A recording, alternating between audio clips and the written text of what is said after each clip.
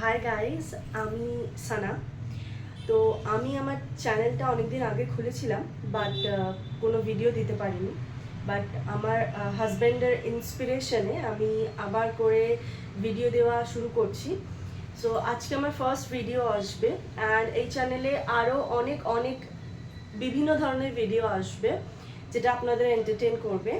So please support my channel and stay tune for my all videos. আজ আমি আমার রান্না শুরু করছি বাঙালির সব থেকে প্রিয় রান্না আলুর দম দিয়ে। তো দেখতে থাকুন এই আলুর দমটি কেমন করে রান্না করছি। তো আলুর দমের জন্য আজকে আমরা কি কি নিয়ে নিয়েছি একটু দেখব।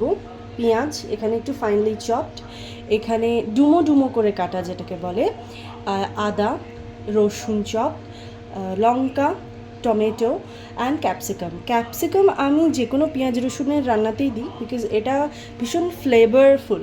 তো এটা যদি তরকারিতে দেওয়া হয় খুব সুন্দরভাবে ফ্লেভার চলে আসে যে কোনো রান্নাতে। অ্যান্ড আমি আলুটাকে ভেজে রেখে দিয়েছি যাতে তাড়াতাড়ি হয়ে যায়। ওকে, দেন লেটস স্টার্ট। আচ্ছা, আমি তেলটা গরম করতে রেখে দিয়েছি। আপনারা যদি বলেন যে তেলটা এরকম কেন, তেলটাতে আমি আলু ভেজেছি। সো আজকে সেই তেলেই রান্না হবে। তো সেই জন্য আমি তেলটা গ্যাস জ্বালিয়ে দিয়েছি এবং তেল গরম করতে দিয়ে দিয়েছি। আচ্ছা, তেলটা যে গরম হয়ে গেছে, তো আমি তেজপাতা ফোড়ন দিলাম, আর গোটা গরম মশলা ফোড়ন দিলাম, আর আমি এখানে একটু জিরে ফোড়নও দেব। অল্প করে জিরে ফোড়ন দিলাম।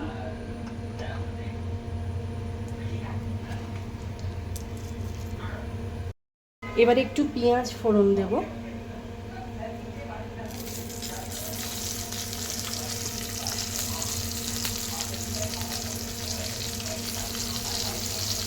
এই পেঁয়াজটা ভাজা হবে।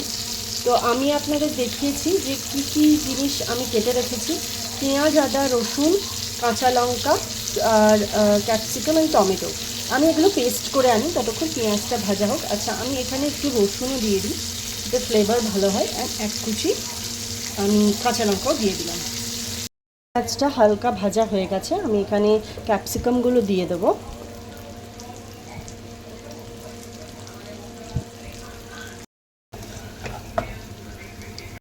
এটা হচ্ছে বাটাটা, and this is very nice colour, light pink. So আমি এটা এখানে এটার মধ্যে অ্যাড করে দিচ্ছি। ওকে,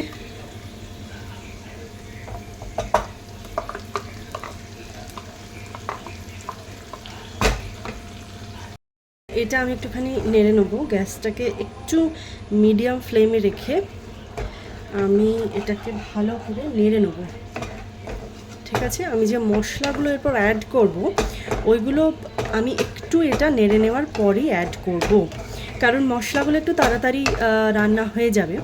তো আমার একটু এই যে পেঁয়াজ বাটাটা সব সময় আপনারা একটু ভালো করে ভেজে নেবেন, তাহলে আপনার খাবারের টেস্ট ভীষণভাবেই ভালো হবে। আমি এবার মশলাগুলো এক এক করে এটাতে অ্যাড করব। সো ফার্স্টেই আমি দেব হলুদ, জিরে গুঁড়ো, ধনে গুঁড়ো, জিরে গুঁড়োটা একটুখানি, অ্যান্ড আমি এটাতে দেব একটুখানি কাশ্মীরি মির্চ। আমরা অ্যাকচুয়ালি পিওর যে লঙ্কার গুঁড়ো সেটা ইউজ করি না, শুকনো লঙ্কাটা আমরা একটু অ্যাভয়েডই করি। আচ্ছা, এবার আমি ভালো করে এটাকে কষাবো। তো আচ্ছা, একটু নাড়িয়ে নিলাম, নাড়িয়ে নিয়ে এবার অ্যাড করবো আমি নুন অল্প, বিকজ আমি আলু ভেজেছিলাম, তো আলুতে নুন আছে, তেলেতে অল্প নুন ছিল, তো নুন। এটা নাড়াতে নাড়াতে আমি এর মধ্যে ভাজা আলুগুলো এক এক করে দিয়ে দেবো।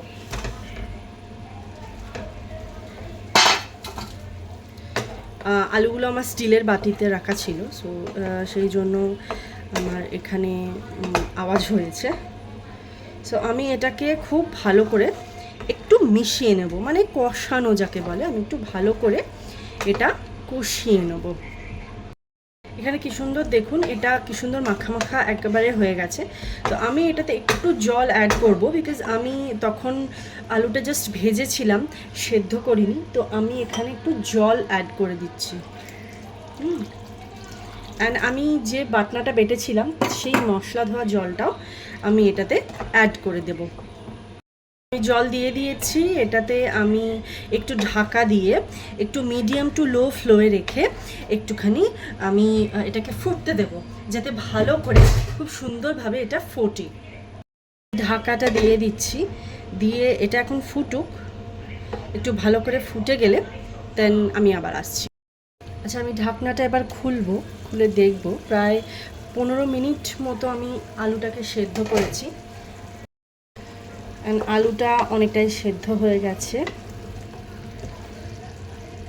হ্যাঁ, সেদ্ধ হয়ে গেছে।